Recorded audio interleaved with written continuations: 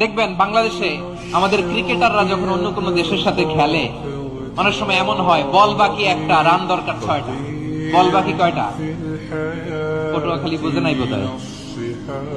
বল বাকি কয়টা, রান দরকার। আপনি দেখবেন ক্যামেরাম্যান তখন গ্যালারিতে খালি দেখায় দর্শকদের যে কি অস্থিরতা।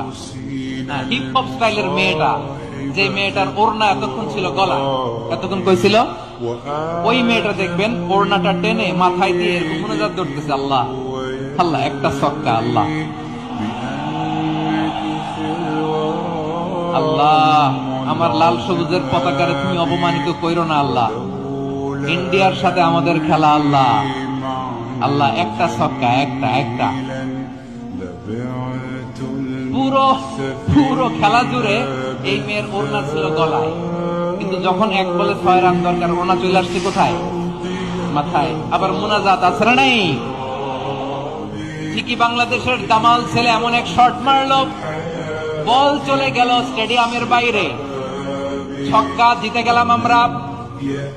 পুরো স্টেডিয়াম জুড়ে চিৎকার, হই হুল্লোড়, মৌজ মাস্তি। যেই মেয়েটা মাথার মধ্যে ওড়না দিয়ে এতক্ষণ সুবহানাল্লাহ সুবহানাল্লাহ বলে আল্লাহর কাছে দোয়া করেছে, ওই মেয়ে এখন আবার ওড়না ফেলে দিয়ে নাচা শুরু করে দিয়েছে।